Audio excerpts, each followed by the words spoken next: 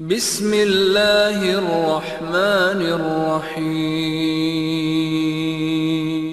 الحمدللہ رب العالمین والعاقبۃ للمتقین ولا عدوان الا علی الظالمین واشهد ان لا الہ الا اللہ وحدہ لا شریک له الہ الاولین والآخرین واشهد ان محمدا عبدہ ورسولہ المبعوث رحمۃ للعالمین صلوات اللہ وسلام علیہ وعلی آلہ وعلی اصحابہ ومن اہتدی بہدیہ واستنى بسنتہ الی یوم الدین وبعد قال اللہ تبارک وتعالی فی کتابہ المجید والفرقان الحمید فإن آمنوا بمثل ما آمنتم به فقد اهتدوا وقال رسول اللہ صلی اللہ علیہ وآلہ وسلم علیکم بسنتی وسنت الخلفاء الراشدین المہدیین عضوا علیہا بالنواجذ وتمسکوا بها وإیاکم ومحدثات الأمور فإن كل محدثة بدعة وكل بدعة ضلالة۔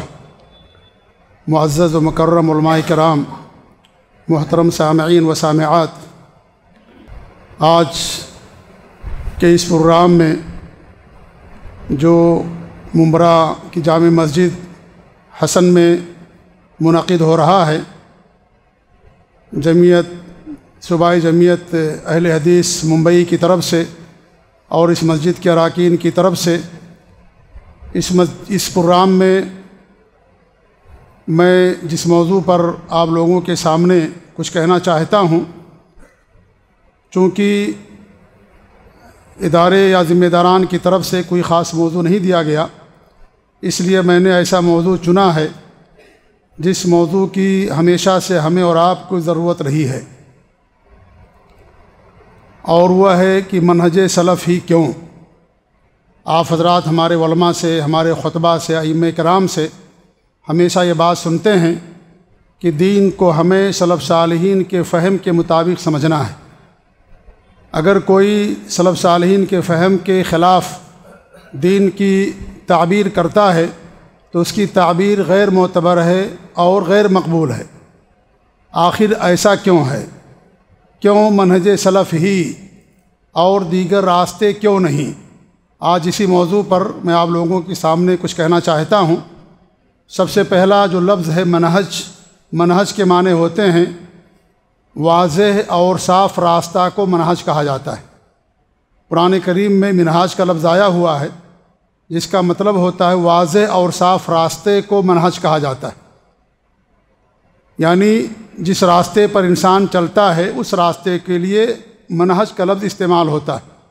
اور سلف سے مراد صحابہ کرام، تابعین، تبع تابعین ہیں، وہ 3 صدیوں کے اچھے اور بہترین لوگ جن کی اللہ رب العالمین نے تعریف فرمائی، ہمارے نبی نے تعریف کی، وہ سلف، اس سے سلف مراد ہوتے ہیں۔ تو منہج سلف کا مطلب یہ ہوا کہ دین کو سمجھنے کے لیے، اس پر عمل کرنے کے لیے سلف صالحین کے راستے کو اپنانا اور اس راستے پر چلنا، کیونکہ ایک ہی منہج ہے، ایک ہی راستہ ہے جو انسان کو جنت تک لے جانے والا ہے، وہ سلف صالحین کا منہج اور راستہ ہے۔ ہمارے بہت سارے بھائی لوگ جب منہج کی بات ہوتی ہے یا اس کا تذکرہ کیا جاتا ہے تو وہ غصہ ہو جاتے، ناراض ہو جاتے ہیں اور کہتے ہیں کہ آپ لوگ ہمیشہ منہج اور منہج ہی کی بات کرتے ہیں اور ہمیشہ اسی پر آپ لوگ انہی چیزوں کا ذکر کرتے ہیں۔ تو میرے بھائیوں اس لیے ذکر کیا جاتا ہے کیونکہ یہی واحد راستہ ہے نجات کا۔ اس راستے کو اگر ہم اور آپ چھوڑ دیں گے تو جنت کے راستے کو بھی گویا کہ ہم نے چھوڑ دیا ہے۔ اور یہ منہج اور راستہ بہت اہم ہوتا ہے۔ اگر آپ کو بمبئی جانا ہے تو ظاہر بات اسی راستے پر آپ چلیں گے جو راستہ آپ کو بمبئی لے جائے گا۔ اگر آپ اس کے اپوزٹ راستے پر چلیں گے تو ممبئی سے دور ہوتے جائیں گے۔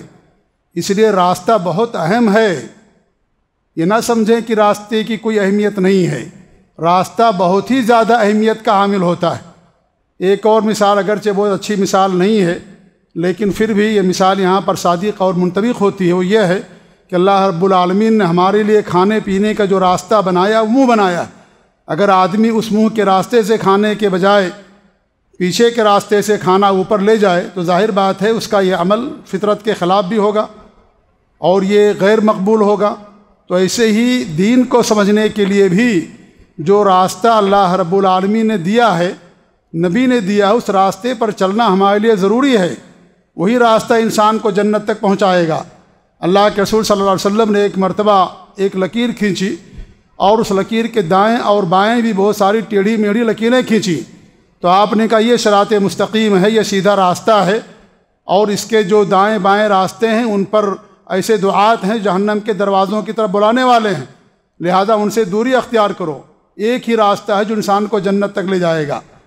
دنیا میں بہت سارے راستے ہیں کہیں بھی جانے کے لیے، لیکن آخرت میں جنت میں جانے کے لیے ایک ہی راستہ ہے، اور وہ ہے سلف صالحین کا راستہ، سلف صالحین کا منہج اور ان کا طریقہ۔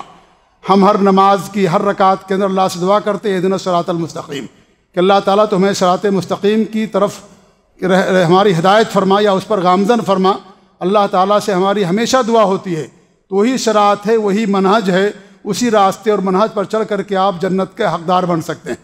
تو منہج سلف کیوں ہمارے علماء، ہمارے اکابرین اور ہمارے ائمہ ہمیشہ اسی بات کی تلقین کرتے ہیں کہ قرآن و حدیث کو، دین کو سلف صالحین کے فہم اور ان کے عقیدے کے مطابق سمجھنا ہے۔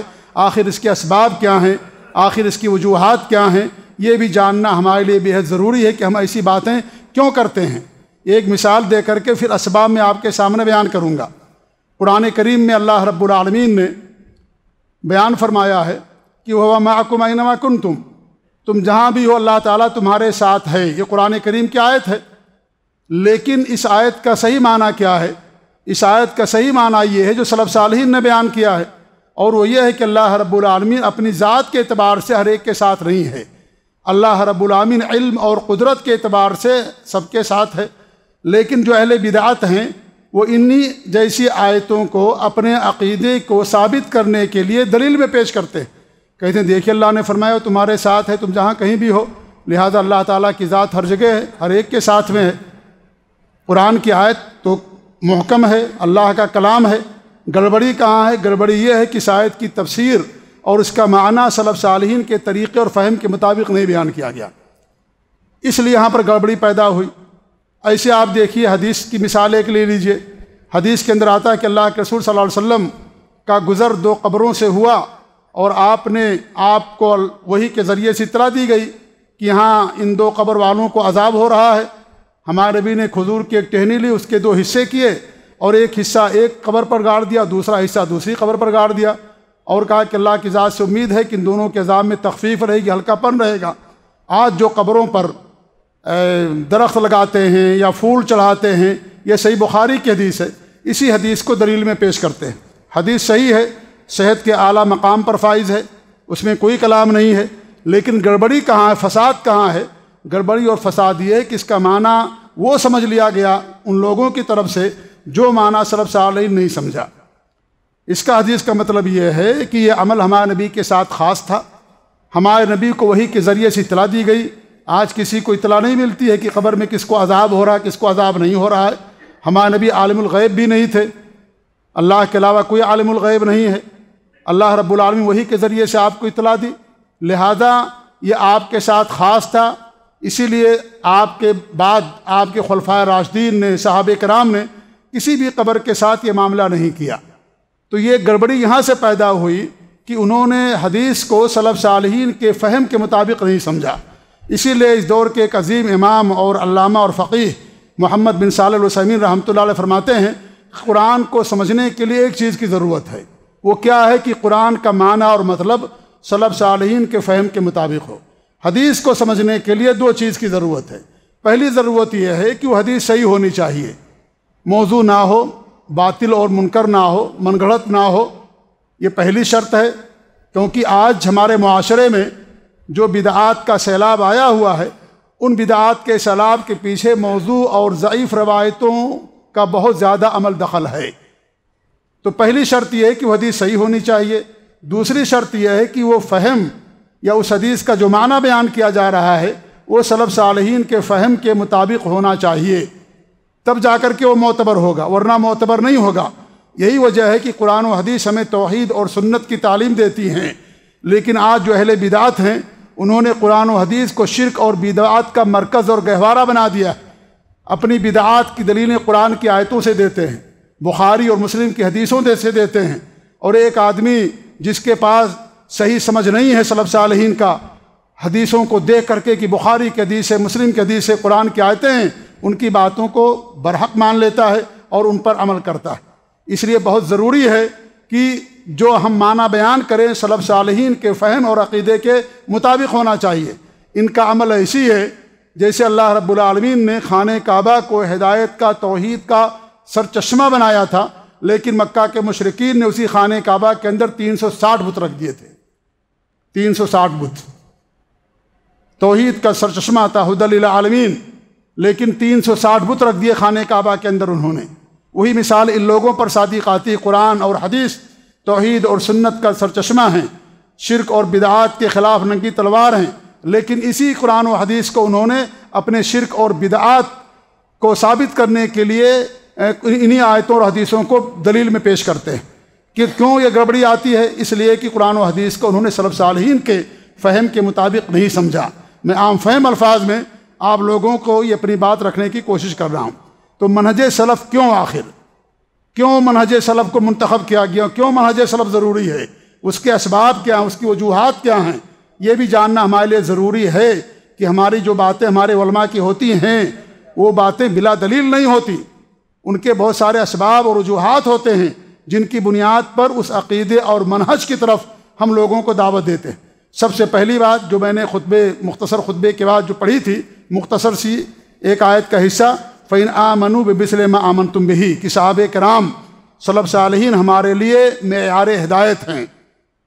اللہ رب العالمین نے فرمایا کہ اگر لوگ ویسے ایمان لائیں گے جیسے تم ایمان لے کر آئے ہو تو تمہیں ہدایت ملے گی۔ لہذا ہدایت مضمر ہے سلف صالحین کے راستے کے اپنانے میں۔ اگر انسان ان کے راستے کو چھوڑ دے گا تو اس کے ایمان مکمل نہیں ہوگا، اور جو ایمان میں ہمارے لیے معتبر ہیں وہ عبادات میں بھی اور دیگر تمام چیزوں کے اندر وہی ہمارے لیے کامل نمونہ ہے۔ اور اللہ کے رسول صلی اللہ علیہ وسلم فرمایا، جب آپ نے اختلافات کا ذکر کیا کہ ہماری امت 73 فرقوں کے اندر تقسیم ہو جائے گی، 72 فرقے جہنم کے اندر جائیں گے، صرف ایک فرقہ جنت کے اندر جائے گا، تو آپ نے فرمایا، یا آپ سے پوچھا گیا کہ وہ کون لوگ ہیں جنت کے اندر جائیں گے، ان کی نشانیاں کیا ہیں، ان کی نشانیاں کیا ہیں؟ تو ہمارے نبی نے کیا فرمایا، ما انا علیہ الیوم و اصحابی، آج میں جس پر ہوں اور میرے صحابہ ہیں ان پر جو عمل پیرا ہوگا وہ جائے گا جنت کے اندر، وہی فرقہ ناجیہ کے اندر اس کا شمار ہوگا۔ آج کا جو اسلام ہے اسے مسلمانوں نے 73 فرقوں میں بنا دیا ہے۔ نبی کے زمانے کا جو اسلام تھا وہ اسلام صرف ایک فرقے کے اندر تھا، صحابہ کرام ایک جماعت کے اندر تھا۔ آج کا جو اسلام مسلمانوں نے بنا دیا وہ 73 فرقوں یا 72 فرقوں کے اندر انہوں لوگوں نے تقسیم کر دیا۔ 72 فرقے جہنم کے اندر جائیں گے۔ یہودی 71 فرقوں میں تقسیم ہوئے، ایک فرقہ جو موسیٰ علیہ السلام کی سچی اتباع کی وہ جنت کے اندر جائیں گے، باقی 70 فرقے جہنم کے اندر جائیں گے۔ نصارہ 72 فرقوں میں منقسم ہو گئے، 71 فرقے جہنم کے اندر جائیں گے۔ ان کا ایک فرقہ جنہوں نے عیسیٰ علیہ السلام کی سچی اتباع اور پیروی کی، توحید پر قائم رہے، شرک اور بدعت اور خرافات سے دور رہے، وہ لوگ جنت کے اندر جائیں گے۔ وہی مثال صحابہ کرام کی امت مسلمہ کی ہے کہ 73 فرقوں میں لوگ تقسیم ہو گئے، ایک فرقہ صرف جنت کے اندر جائے گا جو صحابہ کرام اور نبی کے نقش قدم کی پیروی کرنے والا ہوگا، وہی فرقہ جنت کے اندر جائے گا، باقی سارے فرقے جہنم کے اندر جائیں گے۔ یہ ہمارے لیے معیار ہیں۔ ما انا علیہ الیوم و اصحابی، جس پر میں ہوں آج اور میرے صحابہ ہیں۔ نبی کے زمانے کے اسلام معتبر ہے۔ آج کے زمانے اور مسلمانوں نے جس اسلام کو 72 فرقوں میں تقسیم کر دیا ہے اور شرک اور بدعات کی دلدلوں میں اسے گرفتار کر دیا ہے، وہ آج ہمارے لیے معتبر نہیں ہے مسلمانوں کے اعمال۔ اس لیے صحابہ کرام سلف صالحین ہمارے لیے معیار ہدایت ہیں۔ اس لیے ہم یہ کہتے ہیں کہ قرآن و حدیث کو، دین کو ان کے فہم اور ان کے مطابق ہم کو سمجھنا ہے۔ دوسری بات یہ کہ اللہ رب العالمین ان سے راضی ہو گیا، اللہ تعالیٰ ان سے راضی ہو گیا۔ اللہ تعالیٰ کا ارشاد ہے، والسابقون الاولون من المہاجرین والانصار والذین اتبعوہم بإحسان، مہاجرین اور انصار میں سے جو پہلے ایمان لائے اور جنہوں نے احسان کے ساتھ، اخلاص کے ساتھ ان کی اتباع اور پیروی کی، رضی اللہ عنہم ورضوا عنہ، اللہ تعالیٰ ان سے راضی ہو گیا، وہ لوگ اللہ رب العالمین سے راضی ہو گئے، اللہ ان سے راضی ہو گیا۔ لہذا اگر ہمیں اللہ کو راضی کرنا ہے تو انہی کے راستے کی پیروی کرنی ہوگی، تبھی اللہ رب العالمین ہم سے راضی ہوگا۔ اگر ان کے راستے کی ہم مخالفت کریں گے تو پھر اللہ رب العالمین ہم سے راضی نہیں ہوگا۔ تو اللہ تعالیٰ ان سے راضی ہو گیا، رضی اللہ عنہم ورضوا عنہ کا سرٹیفکیٹ اللہ رب العالمین کو عطا فرمایا، لہذا وہ ہمارے لیے کیا ہیں، انہی کے فہم کے مطابق ہمیں دین اسلام کو سمجھنا ہے۔ تیسری بات یہ ہے کہ یہ سب سے بہترین صدیوں کے لوگ ہیں۔ اللہ کے رسول صلی اللہ علیہ وسلم کی حدیث ہے، خیر الناس قرنی ثم الذین یلونہم ثم الذین یلونہم، سب سے بہتر وہ لوگ ہیں جو میری صدی کے ہیں، پھر اس کے بعد اور پھر اس کے بعد۔ 3 صدیوں کے لوگوں کے ہمارے نبی نے تعریف کی، اور ظاہر بات ہے یہاں مراد وہی ہیں جو ایمان لائے، اور اس صدی کے اندر پائے جانے والا ہر شخص مراد نہیں ہے، بلکہ وہ مراد ہیں جو ایمان لائے اور اخلاص کے ساتھ اتباع کی، پیروی کی، نبی کی سنت پر قائم رہے، بدعات اور خرافات سے اجتناب کیا، وہ لوگ مراد ہیں۔ تو ہمارے نبی صلی اللہ علیہ وسلم نے 3 صدیوں کی تعریف کی ہے، لہذا وہ معتبر ہے ہمارے لیے، اور انہی کے فہم کے مطابق ہمیں دین اسلام کو سمجھنا ہے۔ چوتھی بات یہ ہے کہ اللہ رب العالمین نے ان کے راستے کی مخالفت پر جہنم کی وعید سنائی ہے۔ وَمَن يُشَاقِقِ الرَّسُولَ مِن بَعْدِ مَا تَبَيَّنَ لَهُ الْهُدَىٰ وَيَتَّبِعْ غَيْرَ سَبِيلِ الْمُؤْمِنِينَ نُوَلِّهِ مَا تَوَلَّىٰ وَنُصْلِهِ جَهَنَّمَ وَسَاءَتْ مَصِيرًا، جس نے رسول کی نافرمانی کی، ہدایت واضح ہو جانے کے بعد، وَيَتَّبِعْ غَيْرَ سَبِيلِ الْمُؤْمِنِينَ، اور مومنین کے راستے کو چھوڑ کر کے کسی اور راستے کی پیروی کی، مومنین کے منہج کو چھوڑ دیا۔ یہاں دیکھیے مومنین سلف آ گئے اور سبیل منہج آ گیا، تو منہج مومنین یعنی جو سابقین اولین مومنین، قرآن میں جہاں بھی مومنین کا لفظ ہے، مخبتین کا لفظ ہے، یا محسنین کا لفظ ہے، منیبین کا لفظ، یا جو بھی اس طرح کے نیک اوصاف ہیں، وہ تمام اوصاف سب سے پہلے صحابہ کرام پر صادق آتے ہیں۔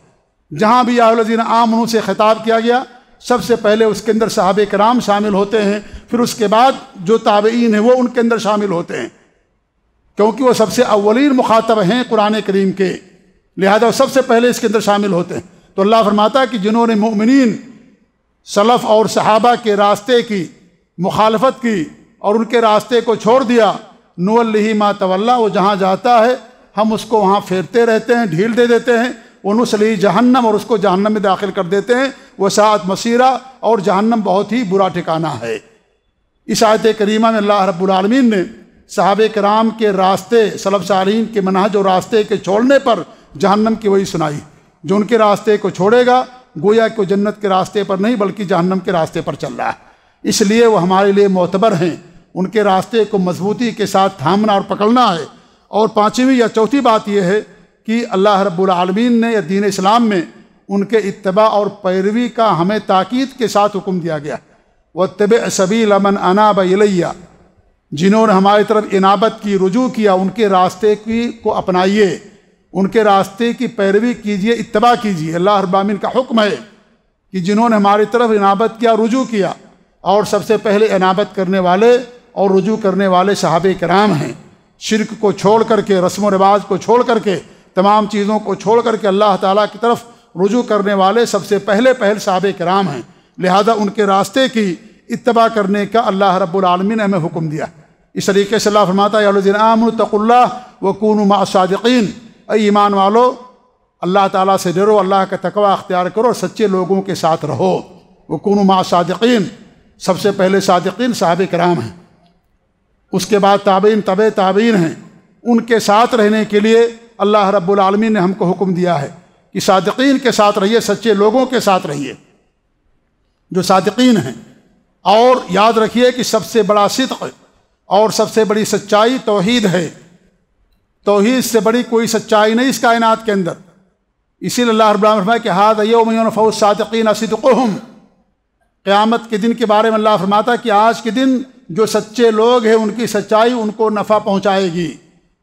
اگر کوئی آدمی اللہ تعالیٰ کے ساتھ سچا نہیں ہے، لوگوں کے ساتھ سچا ہے، اور اللہ تعالیٰ کے ساتھ جھوٹا ہے، وہ اللہ تعالیٰ کے ساتھ شرک کرتا ہے، تمام لوگوں کے ساتھ، پوری دنیا کے ساتھ سچائی کا اس کو کوئی فائدہ نہیں ہوگا، اس کا ٹھکانہ جہنم ہی ہوگا۔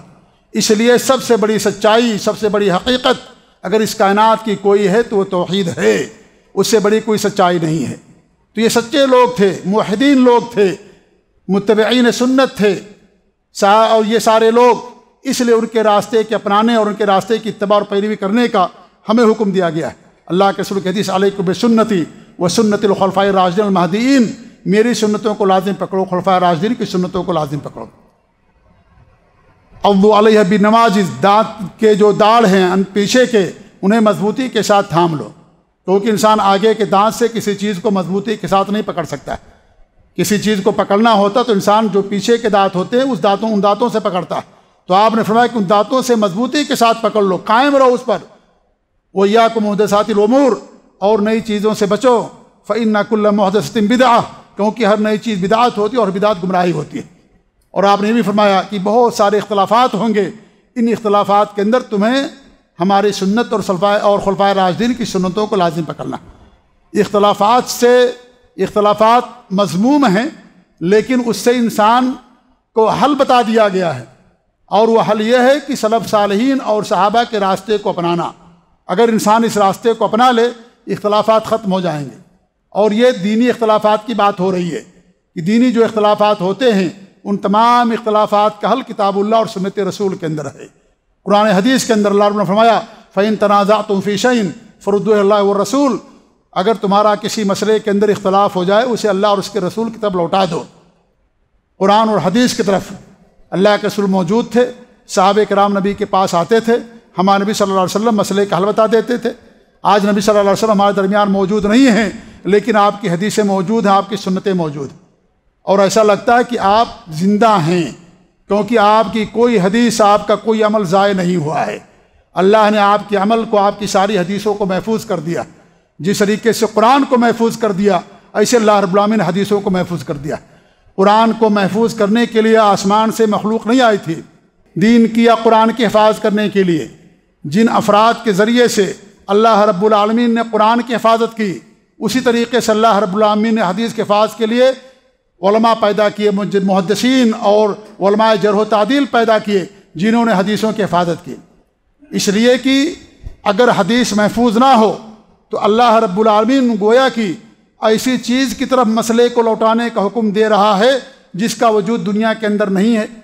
اللہ کہہ رہا ہے کہ قرآن اللہ کی طرف لوٹا دو اور رسول کی طرف لوٹا دو، اور رسول کی حدیثیں محفوظ نہیں ہیں، ضائع ہو گئی، برباد ہو گئی، نبی کا عمل ضائع برباد ہو گیا۔ تو گویا کہ اگر ہم یہ مان لیں کہ نبی کی حدیثیں محفوظ نہیں ہیں، تو اس کا مطلب یہ ہوا کہ ایک ایسی چیز کی طرف اللہ تعالیٰ حکم دے رہا لوٹانے کا جس کا دنیا میں وجود ہی نہیں ہے، اور ظاہر بات ہے یہ چیز ہو ہی نہیں سکتی، اس کا وجود ہے دنیا کے اندر، وہ چیز پائی جاتی ہے، اس لیے حدیثیں محفوظ ہیں۔ جس طریقے سے قرآن محفوظ ہے، ایسے حدیث کو بھی اللہ رب العالمین نے محفوظ کر دیا، کیونکہ قرآن پر عمل کرنے کے لیے، حدیث اور یہ اسلام پر عمل کرنے کے لیے ہم حدیث کے محتاج ہیں۔ حدیث کے بغیر انسان قرآن کو نہیں سمجھ سکتا۔ صرف عربی زبان جاننے کی وجہ سے یا زبان پر مکمل عبور اور دسترس ہونے کی وجہ سے قرآن اور دین کو نہیں سمجھ سکتا ہے۔ کیا صحابہ کرام عربی زبان کے ماہر نہیں تھے؟ وہ تو اپنے علاوہ دوسروں کو عجمی گونگا کہتے تھے، انسانوں کو گونگا کہتے تھے کہ وہ عجمی ہے وہ، کیونکہ ان کی زبان جو تھی بڑی فصیح زبان تھی، بلیغ زبان تھی۔ اپنی زبان کے علاوہ دیگر زبان والوں کو عجمی کہا کرتے تھے، گونگا جانور کہتے تھے۔ جانور گونگا ہوتا ہے کیوں؟ اس لیے کہ انہیں اپنی زبان پر بڑا عبور اور فخر تھا ان کو۔ اس کے باوجود بھی ہمارے نبی صلی اللہ علیہ وسلم کو اللہ رب العالمین نے بھیجا، وہ اپنی عربی زبان جاننے کی وجہ سے دین کو نہیں سمجھ سکے۔ ہمارے نبی ان کو سمجھایا، جب کسی مسئلے کے اندر کوئی اختلاف ہوتا، کوئی بات نہیں سمجھ سکتے تھے، ہمارے نبی کے پاس دوڑ کر کے آتے تھے۔ لہذا صرف عربی زبان جان لینے سے آپ دین نہیں سمجھ جائیں گے، اسلام کو نہیں سمجھ جائیں گے، آپ حدیث کے محتاج ہیں۔ حدیث کے بغیر آپ قرآن کو نہیں سمجھ سکتے، دین کو نہیں سمجھ سکتے، بلکہ دین کے اندر ایک انچ آپ نہیں چل سکتے اگر آپ نے حدیث کو چھوڑ دیا۔ اس لیے اگر آپ دیکھیں کوئی آدمی صرف قرآن کی بات کرتا، حدیث کی بات نہیں کرتا ہے، وہ سمجھ جائے کہ گمراہی پر ہے۔ آج ہمارے ہاں ٹرینڈ چلا ہوا درس قرآن کا، بہت سارے لوگ نوجوان ٹائی باندھ کر کے اور پینٹ پہن کر کے درس قرآن دیتے ہیں، انہیں نہ حدیث آتی ہے، نہ عربی آتی ہے، نہ قرآن کی آیت صحیح طریقے سے پڑھ سکتے ہیں۔ درس قرآن کے نام پر پوری ایک جو ہے سیلاب امٹ پڑتا ہے کہ قرآن کا درس ہو رہا، قرآن کا درس ہو رہا ہے، حدیث پر کوئی توجہ نہیں ہے۔ قرآن کا کیا درس دیں گے جو آدمی حدیث کو نہ سمجھے، جو حدیث کے بغیر قرآن کریم کی تفسیر کرے، وہ جو قرآن کی تفسیر نہیں کر سکتا۔ محتاج ہیں قدم قدم پر حدیث کے قرآن کو سمجھنے کے لیے اور دین اسلام کو سمجھنے کے لیے۔ تو ہمارے نبی نے فرمایا علیکم بسنتی و سنت الخلفاء الراشدین، ہماری سنتوں کو، خلفائے راشدین کی سنتوں کو مضبوطی کے ساتھ تھام لو۔ تو اس لیے اللہ رب العالمین نے ہمیں ان کی اتباع کرنے کا حکم دیا۔ اور حضرت امام مالک فرمایا کرتے تھے لَن يُصْلِحَ آخِرُ هَذِهِ الْأُمَّةِ الا بما اصلح به اولها یا الا بما صلح به اولها، کیا فرماتے تھے کہ اس امت کے آخری فرد کی، آخری لوگوں کی انہی چیزوں سے اصلاح ہوگی جن چیزوں سے اس امت کے اوائل کی اصلاح ہوئی ہے اور شروع کے لوگوں کی اصلاح ہوئی ہے۔ کیسے ان کی اصلاح ہوئی تھی؟ قرآن و حدیث سے اصلاح ان کی ہوئی تھی، کسی اور چیز کے ذریعے سے نہیں ہوئی تھی۔ ہمارے نبی ان کی کا تزکیہ کرتے تھے، ان کی تربیت کرتے تھے، جن کے درمیان ہمارے نبی صلی اللہ علیہ وسلم بھیجے گئے تھے۔ اس لیے اگر ہم اس امت کی اصلاح چاہتے ہیں، اپنی اصلاح چاہتے ہیں، تو ہم سلف صالحین، صحابہ اور تابعین، تبع تابعین اور جو ان کے نقش قدم کی پیروی کرنے والے ہیں، ان کے فہم کے ہم محتاج ہیں۔ ان کے فہم کے بغیر دین اسلام کو ہم نہیں سمجھ سکتے۔ عبداللہ بن مسعود کہا کرتے تھے اذا رأیتم محدثا فعلیکم بالعہد الاول، جب تم کوئی نئی چیز دیکھو تو پہلے زمانے کے لوگوں کو تم لازم مضبوطی کے ساتھ پکڑ لو، جو صحابہ تھے جن کے پاس بدعات اور خرافات نہیں تھی، صرف اتباع ہی اتباع تھا جن کے پاس، ان کو مضبوطی کے ساتھ تھام لو، نئی چیزوں کو چھوڑ دو۔ اور کہا کرتے تھے علیکم بالعتیق فقط کفیتم، پرانی چیزوں کو لازم پکڑ لو، وہ چیزیں تمہارے لیے کافی ہیں، دین کامل ہو گیا، دین مکمل ہے، ہمیں دین اسلام کے اندر کسی نئی چیز کی ضرورت نہیں ہے۔ تو ہم منہج سلف کیوں اپناتے ہیں؟ اس لیے کہ اللہ رب العالمین نے ہمیں ان کی اتباع اور پیروی کرنے کا حکم دیا ہے، دین میں ان کے راستے کے اپنانے کا حکم دیا گیا ہے۔ ان کے راستے کو چھوڑ دینے میں انسان کے لیے ضلالت اور گمراہی کے سوا کوئی چیز نہیں ہے۔ چھٹی یا ساتویں چیز یہ ہے کہ وہ کامل ایمان والے تھے صحابہ کرام، کامل ایمان والے، پختہ علم والے تھے، تکلفات سے دور تھے وہ، اور براہ راست انہوں نے اللہ کے رسول صلی اللہ علیہ وسلم سے دین کا علم حاصل کیا۔ اس لیے عبداللہ بن مسعود رضی اللہ عنہ فرماتے ہیں ان کے تعلق سے کہ من کان مستنن فلیستن بمن قدمات، کہ جو کسی کی تباہ کرنا چاہتا ہے اس کو چاہیے کہ ان کی تباہ کرے جن کی وفات ہو چکی ہے، جو دنیا سے جا چکے ہیں۔ صحابہ کرام کی طرف انہوں نے اشارہ کیا فَإِنَّ الْحَيَّ لَا تُؤْمَنُ عَلَيْهِ الْفِتْنَةُ، کیونکہ جو انسان زندہ ہے اس پر فتنہ، وہ فتنے سے معمون نہیں ہو سکتا ہے، فتنے میں پڑ سکتا ہے۔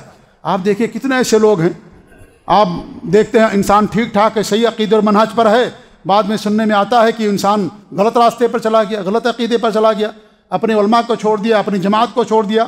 اور جب میں علماء کی بات کرتا ہوں اور جماعت کی بات کرتا ہوں تو ہمارے اہل حدیث علماء مراد ہوتے ہیں اور ہماری اپنی جماعت مراد ہوتی ہے، کیونکہ ہی جماعت حق پر ہے اور ہی علماء حق ہیں، باقی علماء ضلال ہیں، علماء بدعت ہیں۔ وہ ہمارے نبی نے فرمایا تھا کہ ایسا وقت آئے گا کہ جہنم کے دروازوں کی طرف بلانے والے دعات ہوں گے، لہذا یہ علماء جو علماء فتنہ ہیں، علماء ضلال ہیں، علماء بدعت ہیں، ان کو لغوی طور پر علماء تو کہا جائے گا لیکن حقیقت میں علماء نہیں ہیں۔ وہ علماء وہ ہیں جو کتاب اللہ اور سنت رسول کو سلف صالحین کے فہم کے مطابق سمجھتے ہیں۔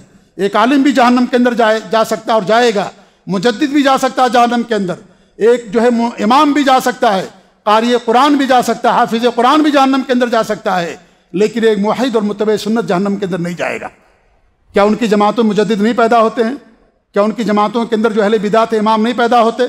کیا ان کی جماعتوں کے اندر مفسر قرآن نہیں پیدا ہوتے؟ ہوتے ہیں۔ عبد الرحمن بن ملجم قاری قرآن، حافظ قرآن، عمر رضی اللہ تعالیٰ، علی رضی اللہ تعالیٰ عنہ کا قاتل نکلا بعد میں۔ عمر بن عاص رضی اللہ تعالیٰ عنہ نے جب مصر کو فتح کیا، عمر فاروق کے پاس خط لکھا اور کہا کہ ہمارے پاس کوئی قاری اور حافظ بھیج دیجئے کہ وہ لوگوں کو قرآن سکھائے، حفظ کرائے۔ حضرت عمر فاروق رضی اللہ تعالیٰ عنہ عبد الرحمن بن ملجم کو بھیجا اور کہا کہ میں تمہارے پاس ایسے آدمی کو بھیجنا کہ آثر تو بہی علی نفسی، میں نے اپنے آپ پر اس کو ترجیح دی ہے، اجعل لہ دارا، ان کے لیے ایک گھر بنا دو یا کوئی جگہ متعین کر دو جہاں بیٹھ کر کے وہ لوگوں کو، بچوں کو قرآن کی تعلیم دے، قرآن سکھائیں۔ یہ عبد الرحمن بن ملجم عمر فاروق رضی اللہ تعالیٰ عنہ انہوں نے بھیجا، اور بعد میں ہی عبد الرحمن بن ملجم علی رضی اللہ تعالیٰ عنہ کو اس نے قتل کیا، اور جب سزا کے طور پر اسے قصاص کے طور پر قتل کیا جانے لگا تو اس نے کہا مجھے ایک بارگی مت قتل کرنا، پہلے میرے انگلیوں کو کاٹنا، پھر ہاتھ کو کوہنی سے کاٹنا، پھر ہاتھ کو کڑائی سے کاٹنا، پھر دائیں ہاتھ کے بعد بائیں ہاتھ کو کاٹنا، پھر بائیں داہنے پاؤں کو کاٹنا، پھر بائیں پاؤں کو کاٹنا۔ جتنا زیادہ کاٹو گے، جتنی زیادہ مجھے تکلیف ہوگی، اتنا زیادہ مجھے اجر ملے گا، کیونکہ میں نے ایک کافر کو قتل کیا، نعوذ باللہ۔ علی رضی اللہ عنہ خلفائے راشدین میں سے مبشر بالجنہ ہیں، جنت کی بشارت دی گئی ایک صحابی رسول کو، اور جنتی کو قتل کر کے اپنے آپ کو جنت کا حقدار سمجھ رہا تھا۔ اس لیے قاری قرآن میں دھوکہ کھانے کی ضرورت نہیں ہے کہ بہت بڑے قاری ہیں، بہت بڑے مفسر ہیں، بہت بڑے فلانے ہیں، بہت بڑے مفکر ہیں، بہت بڑے ٹھکانے نہیں۔ ہر وہ تفسیر، ہر وہ انسان کا فہم جو سلف صالحین، جو فہم معتبر ہے اور معصوم ہے، جو اس فہم کے مطابق نہیں ہوگا، اس فہم کی کوئی قیمت نہیں ہے دین اسلام کے اندر۔ وہ سب بدعات اور خرافات کا مرکز اور اڈا ہیں، اسی لیے جہنم کے اندر سب سے پہلے لوگ جائیں گے۔ حافظ قرآن تھا، یہ گیا جہنم کے اندر۔ اللہ کے رسول کہتی ہے الخوارج کلاب اہل النار، اور ایک روایت کے اندر کلاب النار ہمارے نبی نے فرمایا، جہنم کے کتے۔ خارجی میں بنائی عبد الرحمن بن ملجم، لہذا ان سے دھوکہ کھانے کی ضرورت نہیں ہے۔ یہ لوگ ایسے ہوتے ہیں جو جن کا سمجھنے کا معیار ختم ہو جاتا ہے، وہ باطل کو حق سمجھتے ہیں، حق کو باطل سمجھتے ہیں۔ یہ ہمارے سامنے دیکھیے، یہ وائٹ ہے، سفید ہے، لیکن ایسے بھی لوگ ہو سکتے ہیں اس کو کالا کہیں، کوئی بعید بات نہیں ہے، یہ کوئی بعید بات نہیں ہے۔ آج بہت سارے ایسے فرقے ہیں خوارج قسم کے جو مسلمانوں کی تکفیر کرتے ہیں اور حکمرانوں کی تکفیر کرتے ہیں، حکمرانوں خراب لوگوں کو ابھارتے ہیں اور مسجدوں کو معابد جاہلیہ کہتے ہیں۔ سید قطب نے یہی بات کہی تھی کہ جو مسجدیں ان سے دھوکہ مت کھانا، یہ مسجدیں، یہ مینارے، یہ یہاں سے یہ معابد جاہلیہ ہیں، یہ جاہلیت کی باتیں کی جاتی ہیں، یہ پورے معاشرے کی تکفیر کی انہوں نے۔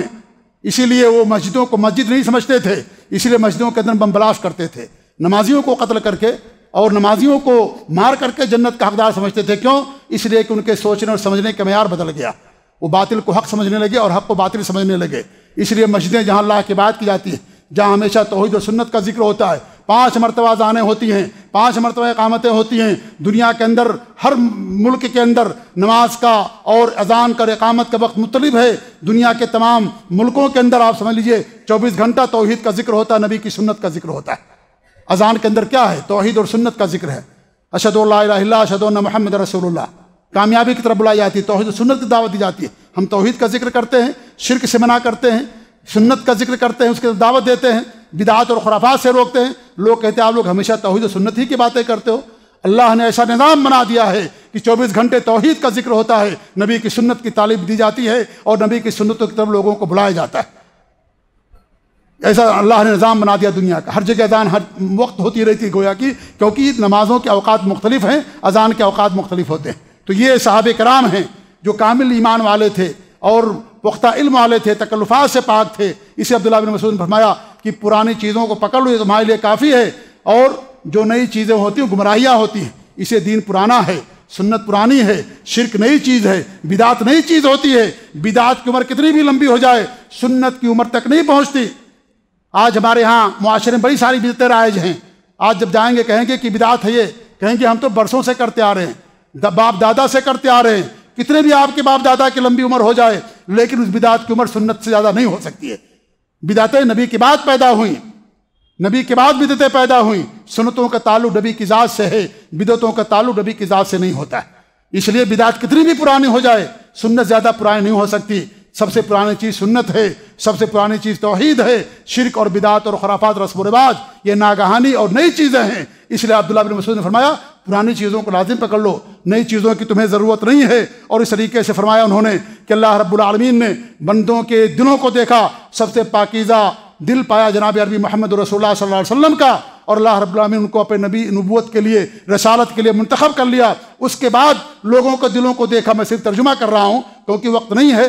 لوگوں کے دلوں کو دیکھا تو اللہ رب العالمین نے صحابہ کرام کے دل کو سب سے پاکیزہ دل پایا، اور پھر ان کو اپنے نبی کی صحبت کے لیے منتخب کر لیا، اپنے نبی کا وزیر بنایا، اور انہوں نے اپنے نبی کے لیے جان دی، اللہ کے لیے جان دی، نبی کی سنت کے لیے جان دی، دین اسلام کی نشر و اشاعت کے لیے قربانیاں انہوں نے پیش کی۔ لہٰذا تم ان کے فضل کو جانو، ان کے مرتبے کو پہنچانو، اور ان کی سنتوں کی اتباع کرو اور ان کی سنتوں کی مخالفت نہ کرو۔ تو یہ کامل ایمان والے تھے، اس لیے بھی ہم منہج سلف کی اتباع کرتے ہیں اور ان کی پیروی کرتے ہیں۔ اسی طریقے سے اللہ رب العالمین نے حقیقی مومن کا سرٹیفکیٹ دیا ان کو، وہ حقیقی مومن تھے۔ اگر ہمیں بھی حقیقی مومن بننا ہے، انہی کے راستے کو اپنانا۔ دوسرا راستہ اپنائیں گے تو حقیقی مومن نہیں بن سکتے، کچھ اور بن جائیں گے لیکن حقیقی مومن نہیں بن سکتے۔ اللہ رب العالمین نے فرمایا والذین آمنوا وہاجروا، جو ایمان لائے، جنہوں نے ہجرت کی، وجاہدوا فی سبیل اللہ، اللہ کی راہ میں جہاد کیا، والذین آووا ونصروا، جنہوں نے پناہ دی اور مدد کی، اولئک ھم المؤمنون حقا، یہی حقیقت میں مومن ہیں، لہم مغفرۃ ورزق کریم، انہی کے لیے مغفرت ہے، انہی کے لیے رزق کریم ہے، مغفرت ہے ان کے لیے اور رزق کریم یعنی جنت ہے۔ رزق کریم کا معنی جنت، تو اللہ رب العالمین ان کو حقیقی مومن قرار دیا۔ اس لیے اگر ہم حقیقی اور کامل مومن بننا چاہتے ہیں، ان کے نقش قدم کی پیروی کرنا ہمارے لیے بے حد ضروری ہے۔ اور 8ویں اور 9ویں بات یہ ہے کہ وہ دور نبوت کے بہت قریب تھے، اور جو انسان دور ہوتا جاتا ہے انسان کے اندر گمراہیاں پیدا ہوتی جاتی ہیں۔ اس لیے دیکھیے آج سے کچھ سالوں پہلے کا زمانہ کیسا تھا، آج کا زمانہ کیا ہے۔ بعد کا جو زمانہ آئے گا اور فتنوں کا دور ہوگا، اور زیادہ گمراہیاں پیدا ہوں گی۔ جیسے جیسے زمانہ دور ہوتا جائے گا اور لوگ قیامت کے قریب ہوتے جائیں گے، ویسے ویسے جان لیجئے کہ گمراہیاں پھیلتی جائیں گی اور اس طریقے سے فتنے پھیلتے جائیں گے۔ تو یہ وہ لوگ تھے جو نبی کے قریب تھے اور اس پاک دور کے قریب تھے جس میں اللہ رب العالمین نے اپنے نبی صلی اللہ علیہ وسلم کو نبی بنا کر کے بھیجا۔ اس لیے جب سے دنیا کا وجود ہوا اس وقت سے لے کر کے قیامت تک، جیسا کہ نبی کی حدیث ہے کہ آپ فرماتے ہیں کہ مجھے پورے یعنی دنیا کی سب سے بہترین صدی کے اندر مجھے بھیجا گیا۔ سب سے بہترین صدی وہی تھی جس صدی میں اللہ رب العالمین نے آپ کو دنیا کے اندر نبی بنا کر کے بھیجا۔ تو یہ لوگ ان کے قریب تھے اور براہ راست نبی سے دین کا علم حاصل کیا، قرآن کا نزول دیکھا اپنی آنکھوں سے، لہذا یہ ہمارے لیے معتبر معتمد ہیں، اور ان کے بغیر ہم قرآن و حدیث کو قطعا نہیں سمجھ سکتے۔ اور 10ویں بات یہ میرے بھائیو کہ ان کی طرف نسبت معصوم ہے۔ ان کی طرف نسبت کسی فرد کی طرف نسبت نہیں ہے، نہ کسی گاؤں اور علاقے اور شہر کی طرف نسبت ہے، نہ کسی بدعت اور خرافات کی طرف نسبت ہے۔ ان کی طرف جو نسبت ہے وہ نسبت معصوم ہے۔ اللہ کے رسول کی حدیث ہے کہ میں نے اللہ تعالیٰ سے دعا کی کہ اللہ رب العالمین تو میری امت پر گمراہی پر اکٹھا نہ کرنا۔ اللہ رب العالمین نے یہ چیز مجھے دی، اور ایک دوسری حدیث میں فرمایا ان اللہ قد اجار امتی، اللہ رب العالمین میری امت کو محفوظ رکھا ہے ان تجتمع علی ضلالہ، کہ ہماری امت ضلالت اور گمراہی پر متفق ہو جائے۔ تو امت ضلالت پر گمراہی پر متفق نہیں ہو سکتی، اکٹھا نہیں ہو سکتی۔ ہمیشہ ایک جماعت رہی ہے نبی کے زمانے سے، اور وہ جماعت قیامت تک باقی رہے گی۔ جس دن وہ جماعت ختم ہو جائے گی دنیا کا وجود بھی ختم ہو جائے گا، دنیا بھی ختم ہو جائے گی۔ اللہ کے رسول کی حدیث جب تک قیامت نہیں قائم ہوگی وہ جماعت قائم رہے گی۔ لہذا ایک جماعت تھی نبی کے زمانے سے، ایک فرقہ تھا۔ لوگ کہتے ہیں کہ آپ لوگ فرقہ واریت کی باتیں کرتے، نہیں، یہ فرقہ واریت نہیں ہے، سلف کی طرف یا مسلک اہل حدیث کی طرف دعوت دینا، یہ توحید و سنت کی طرف بلانا ہے، شرک و بدعت سے لوگوں کو منع کرنا ہے، سلف صالحین کی طرف لوگوں کو بلانا ہے، جس راستے کی طرف بلانے کا اللہ اور اس کے نبی نے ہمیں حکم دیا ہے۔ یہ فرقہ واریت نہیں، تمسک بالکتاب و سنت ہے، یہ قرآن و سنت کو مضبوطی کے ساتھ تھام لینا ہے، کیونکہ یہی واحد جماعت ہے جو سلف صحابہ کے منہج پر قائم ہے، ان کے راستے پر قائم اور دائم ہے۔ ہیں ہمارے اندر خامیاں، اخلاق کے اندر، معاملات کے اندر گڑبڑیاں ہیں، لیکن عقیدہ اور ایمان ہمارا جو اصول ہے وہ سلف صالحین اور صحابہ کے اصولوں پر قائم۔ دیگر جو جماعتیں ہیں ان کے اصول کے اندر گڑبڑیاں ہیں، ان کے منہج میں گڑبڑی ہے، ہمارے اصول منہج کے اندر کوئی گڑبڑی نہیں ہے الحمدللہ۔ یہ معصوم ہے ہمارا سارا اصول، قرآن و سنت اور سلف صالحین اور صحابہ کرام کے فہم کے مطابق ہے یہ، لہذا ان کی طرف نسبت کرنا معصوم ہے، اور ان سے برات کا اظہار کرنا یہ دین سے برات ہے۔ امام البانی رحمۃ اللہ علیہ کے قول نقل کر کے اپنی بات ختم کر دوں، انہوں نے بہت پیاری بات کہی ہے۔ وہ کہتے ہیں امام البانی رحمۃ اللہ علیہ کی سلفیت سے برات اسلام اور نبی سے برات ہے۔ اگر کوئی کہتا میں سلفی نہیں ہوں، سلفیت سے برات اور لا تعلقی اور بیزاری کا اعلان اور اظہار کرتا ہے، گویا کہ وہ دین سے بیزاری کا اعلان کرتا ہے، نبی سے برات کا اعلان کرتا ہے۔ کیوں؟ اس لیے کہ وہ فرماتے ہیں امام البانی رحمۃ اللہ علیہ کہ وہ گویا کہ دین اور نبی سے برات کا اظہار کرتا ہے، کیونکہ اللہ کے رسول صلی اللہ علیہ وسلم ہی سب سے پہلے پوری امت کے لیے سلف ہیں، وہی سلف ہیں سب سے پہلے۔ اس لیے ہمارے نبی نے حضرت عائشہ سے فرمایا، اپنی بیٹی فاطمہ سے فرمایا تھا کہ میں تمہارا سلف ہوں، یعنی سب سے پہلے تم مجھ سے آ کر کے ملاقات کرو گی۔ تو ہمارے نبی سب سے پہلے سلف ہے، لہذا ان سے برات کا اعلان کرنا سلفیت سے، یہ دین اور نبی سے یہ برات کا اعلان ہے۔ اور سلف کی طرف نسبت کیا ہے؟ یہ معصوم نسبت ہے، اور دیگر جو نسبتیں ہیں وہ معصوم نہیں ہیں، یا تو کسی فرد کی طرف ہے، کسی شخصیت کی طرف ہیں، یا کوئی مشہور بدعت سے وہ مشہور ہو گئے اس بدعت کی طرف ان کی نسبت ہے، یا کسی شہر اور علاقے کی طرف ان کی نسبتیں ہیں، لیکن مسلک اہل حدیث یا سلف صالحین کی جو سلفیت کی نسبت ہے یہ نہ کسی گاؤں نہ کسی شخصیت بلکہ پوری امت کی طرف اور جماعت کی طرف نسبت ہے، جس جماعت کی اللہ رب العالمین نے تعریف کی اور جس جماعت کو حقیقی مومن قرار دیا اور جس جماعت اور فرقے کے راستے پر چلنے کا کے بعد ہی انسان جنت تک پہنچ سکتا ہے۔ لہذا انہی اسباب اور دیگر اسباب کی بنا پر ہم سلف صالحین کے منہج کو اپناتے ہیں۔ اللہ تعالیٰ سے دعا ہے کہ اللہ رب العالمین ہمیں انہی کے منہج پر قائم رکھے۔ اللہ رب العالمین ہمیں شرک، بدعت اور خرافات اور جو اہل بدعت ہیں ان کے راستوں سے اللہ رب العالمین ہمارے نوجوانوں کی حفاظت فرمائے۔ اللہ تعالیٰ ان سب کو محفوظ رکھے۔ ہمارے پاس سب خیر موجود ہے۔ کچھ لوگ کہتے ہیں کہ ان کے پاس بھی خیر ہے۔ کیا یہودیوں کے اندر خیر نہیں تھا؟ کیا نصارہ کے اندر خیر نہیں تھا؟ کس جماعت کے اندر خیر نہیں ہے؟ اگر کوئی خیر ان کے اندر ہے تو سب سے بڑا خیر ہمارے پاس ہے۔ توحید سے بڑا کوئی خیر نہیں ہو سکتا، شرک اور بدعت اور خرابات سے بڑا کوئی شر نہیں ہو سکتا۔ سب سے بڑا شر تو ہی ان کے اندر موجود ہے۔ منہج نہیں ان کے پاس توحید نہیں، ان کے پاس جو ہے سنت کی اتباع اور پیروی نہیں خالص۔ ہمارے پاس سارا خیر الحمدللہ موجود ہے۔ لہذا ہمیں دوسرے کے پاس جانے کی ضرورت کیا ہے؟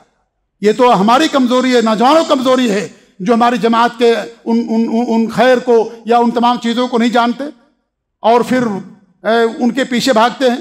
اس لیے میرے بھائیوں یہ بہت ضروری ہے کہ اپنے علماء اکابرین سے اور اپنی جماعت سے جڑ کر کے رہیں آج کے فتنوں میں، خاص طور سے اس دور کے اندر، کیونکہ اگر آپ جماعت سے الگ ہو گئے تو آپ کو اچک لیا جائے گا۔ جس طریقے سے بکری ریوڑ سے جب الگ ہوتی ہے اس بکری کا شکار کر لیا جاتا ہے، ایسے میرے بھائیوں آپ جماعت کے ساتھ، جمعیت کے ساتھ، ہمارے علماء کے ساتھ جو اکابر علماء ہیں ان کے ساتھ جڑے اگر رہیں گے تو آپ ہر قسم کے فتنوں سے محفوظ رہیں گے۔ اللہ تعالیٰ دعا کہ اللہ رب العالمین ہمیں توحید اور سنت پر قائم اور دائم رکھے اور ہر طرح کی شرک اور بدعت سے اللہ تعالیٰ ہم سب کو محفوظ رکھے۔ آمین۔ وصلی اللہ علی محمد وعلی آلہ وصحبہ اجمعین۔ جزاکم اللہ خیر۔ والسلام علیکم ورحمۃ اللہ وبرکاتہ۔